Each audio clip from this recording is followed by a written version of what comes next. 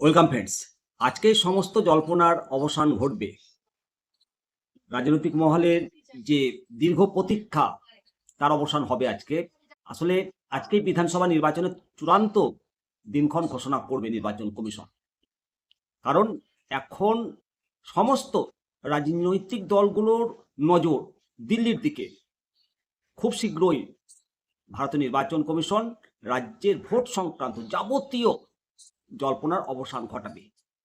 সবার মনে একটাই প্রশ্ন যে কয় দফায় ভোট হচ্ছে সব কিছু জানা যাবে আজকে বিকেল 4টার সময়। দিল্লির বিজ্ঞান ভবন থেকে সাংবাদিক বৈঠক আয়োজিত হতে চলেছে। ভারতের মুখ্য নির্বাচনী আধিকারিক শ্রী জ্ঞানেশ কুমার এবং তার অন্যান্য সহযোগীরা প্রেস কনফারেন্সের মাধ্যমে পশ্চিমবঙ্গ সহ 5 রাজ্যের আসন্ন বিধানসভার নির্বাচন সূচি সম্পূর্ণ প্রকাশ করবে। আর এই সূচি প্রকাশ হওয়ার সঙ্গে সঙ্গে মডেল কোড অফ কন্ডাক্ট অর্থাৎ আদর্শ নির্বাচনী আচরণবিধি সঙ্গে সঙ্গে লাগু হয়ে যাবে। এর অর্থ হলো বর্তমান রাজ্য সরকার আর কোনো নতুন বড় জনকল্যাণমূলক প্রকল্প বা বড় কোনো নীতিগত ঘোষণা বা সিদ্ধান্ত নিতে পারবে না। গত কয়েকটি বড় নির্বাচনের সামনে আমরা যেটা দেখেছি 7 থেকে 8 দফা দীর্ঘমেয়াদী ভোট হয়েছে।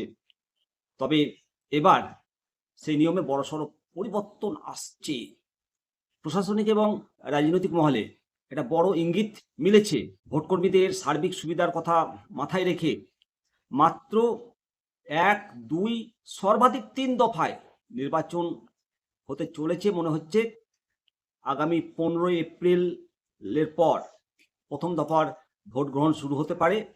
যেহেতু পশ্চিমবঙ্গের বিধানসভার মেয়াদ শেষ হচ্ছে 7ই মে, তাই তার আগেই সম্পূর্ণ ভোট প্রক্রিয়া এবং ফলাফল ঘোষণার কাজ শেষ করা এটা বাধ্যতামূলক।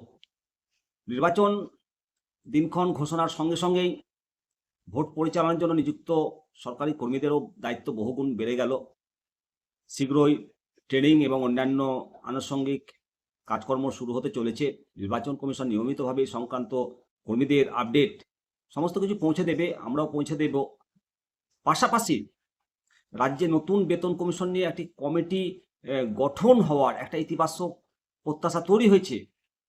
সরকারি কর্মীরা প্রত্যাশা করছে যে ভোটের নির্ঘণ্ট আনুষ্ঠানিকভাবে ঘোষণার ঠিক আগেই হয়তো পে কমিশন সংক্রান্ত কমিটি গঠনের বহু প্রতীক্ষিত সুখবর আসতে পারে।